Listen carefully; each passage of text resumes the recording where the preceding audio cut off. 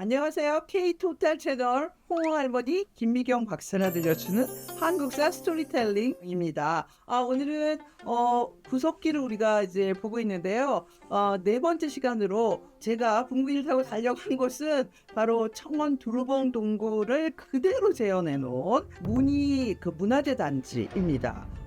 잘 알려지지 않았지만 원래는 그 두루봉 동굴이라는 것은 옛날엔 지금 청주시에 속해 있는데 옛날에는 청원군에 있었기 때문에 우리 사실은 교과서나 이런 데서는 청원 두루봉 동굴 유적지라고 말을 하고 있어요. 그래서 그 청원 두루봉 동굴에 직접 가면 거기는 이제 광산업을 했기 때문에 굉장히 이렇게 좀 촬영도 어렵고 이래서 청주시에서 문화재 단지를 조성하면서 그 두루봉 동굴에서 나온 유물들을 잘 정리를 해서 문화재 단지에 있는 문화유적 전시관에 잘 이렇게 전시를 하고 재현도 해놨어요. 그래서 그 두루봉 동굴이 원래는 석회암이고 그 다음에 이제 여러 굴이 있어요.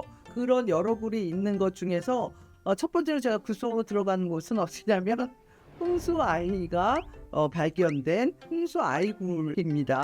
홍수길이라고 우리가 부르는데요. 이것은 김홍수라는 분께서 원래는 광산업자이신데 뭔가 이상하다 이래가지고 그 홍수아이라고 부른 게 어린아이의 시체가 거기서 나왔어요. 김홍수 씨가 발견을 해서 사실 충북대에 발굴팀이 투입돼가지고 발굴을 했기 때문에 홍수아이라고 부르기로 했습니다. 문화유물 전시관에서 우리가 이제 보았던 그 홍수아이에 대해서 보면 두루봉 동굴의 홍수아이의 동굴에 가면은 어린아이가 죽었잖아요. 그래서 그 어린아이가 죽은 것을 그냥 뭐 놔둔 게 아니라 그것을 이제 예를 들면 어떤 형태인가에 대해서 여러 가지 추측을 하고 그 형태를 그대로 이렇게 복원을 하면서 홍수아이가 어린아이고 이 장례가 그때 구석기 시대도 장례를 치렀다. 이런 것들을 발견하게 된 거죠. 상당히 높은 지역에 석회암 동굴의 홍수굴에서 발견된 이 홍수아이는 그 당시에도 놀랍게 매장의 풍습이 있다라는 것을 발견했고요. 그 다음에 이제 이 국화꽃이 이쪽 저쪽에 막 뿌려져 있는 거예요. 사실은 상당히 높은 지역에 국화꽃이 발견되는 것은 좀 어렵다라는 측면에서 아마도 어느 시대나 부모가 자식이 죽으면 얼마나 가슴이 아픈 사실 단장지라고 하죠. 창자가 끊기는 그런 아픔을 겪었을 때고 그런 데서 국화꽃을 가지고 뿌려준 것이 아닌가라고 추정을 하고 있고요. 그 넓적한 돌을 깔았어요. 그 다음에 여기 그 고운흙을 뿌리고, 그 다음에 이 죽은 어린이를 여기다 묻고, 다시 고운흙을 뿌렸고, 다시 옷을 이렇게 또 넓적한 돌을 또 덮었습니다. 약 4만 년 전이에요. 그래서 이때의 구석기 시대 부모들도 어린 자식의 죽음 앞에 정성스럽게 고운흙을 뿌리고 국화꽃을 함께 묻었다는 그런 사실을 알 수 있습니다. 두루봉 동굴은 제가 아까 말씀드렸죠. 여러 굴이 있다고 홍수굴만 있는 것이 아니죠. 이외에 2굴, 9굴, 15굴, 세굴, 천여굴 등 많은 굴들이 있습니다. 그래서 이 굴 속에서 제가 아까 말했던 충북대 발굴팀들이 1976년부터 1983년까지 많은 유골들을 발굴하느라고 정말로 거의 우리가 이제 속된 말로 노가다입니다. 그래서 굉장히 힘들게 이렇게 유골도 수습하고 그 다음에 이 돌 하나하나가 어떤 역사성을 지니고 있는지에 대해서 계속 정말 지속적으로 몇 년 동안 연구를 해서 홍수아이라든가 천여굴이라든가 세굴이라든가 이런 곳곳의 유적들을 발굴해서 사실은 이렇게 전시가 가능해진 거죠. 여러 굴로 이루어진 이런 두루봉 동굴 유적지에서는 석기를 통해서 잡은 지금은 멸종되어서 볼 수 없는 동물들의 뼈들도 많이 발견되었어요. 그래서 이 청원 두루봉 동굴이 왜 우리나라의 대표적인 구석기 유적지로 주목해야 되는가 이런 것들을 물론 논란은 많지만 우리가 그래도 생각해 봐야 되지 않나 이런 생각이 듭니다. 그래서 두루봉 동굴의 출토 유물을 좀 살펴보면요, 천연동굴에서는 사람 얼굴 같은 그런 유물도 발견됐고요. 또 쌍꺼풀이라고 해가지고 동물 뼈도 발견이 됐고요.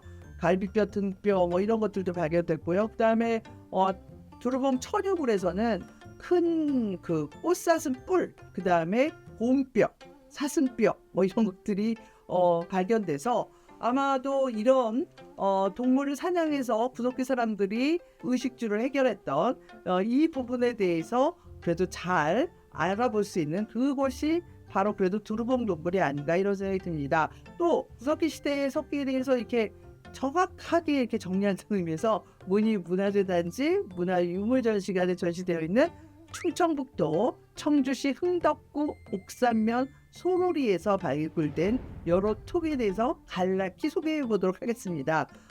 사실은 우리가 이제 구석기 그러면 이제 여러 가지 제가 뭐 주먹도끼도 얘기했고 뭐 예를 들면 순배찌르기도 얘기했고 그렇지만 오늘은 좀 이렇게 돌들이 구석기 시대 돌들이 어떤 것인지를 정확히 알면 나중에 이제 신석기 시대하고 비교해서 문제가 많이 나오거든요. 그래서 이제 구석기만 어떤 것이 있는지를 좀 자세히 살펴보겠습니다. 사냥돌이 있었습니다. 뭘 묶어갖고 던져가지고 이제 동물들을 잡는.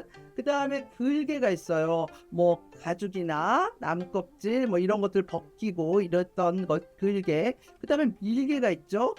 이런 것은 나무를 깎아내는데 사용을 했고요. 그 다음에 이제 흠날 연모라고 해서 이제 나무 뼈 뿔을 자르거나 끼는 데 쓰였던. 그 다음에 통리날 연보도 이제 이런 것들을 자르는 데 사용도 했는데 좀 더 이제 다른 뭐 종류의 것들을 자를 때도 사용을 했습니다. 그 다음에 우리가 격지라고 계속 봐왔는데요. 몸들에서 떼어난 돌 조각으로 잔손질을 베풀지 않고 쓴 자국이 없는 것을 뜻하는 격지는 몸들에서 떼어낼 때 꼭 밑자국, 뭐 물결, 방사성 등 같은 것들이 가찰된다고 보고 있습니다. 그리고 색이개는 석기의 끝을 날카롭고 좁게 만들어서 돌이나 뼈에 그림을 새기거나 뼈를 이렇게 쪼개 연장을 만들 때 사용했던 그런 석기입니다. 그리고 홈을 파거나 거친 면을 다듬고 자르는 데도 쓰였습니다. 그 다음에 주먹 대패는 주먹을 쥐고서 대패같이 사용하는 큰 석기로 가로날이 대부분이고요. 나무를 다듬거나 가죽을 벗기는 데 쓰였습니다.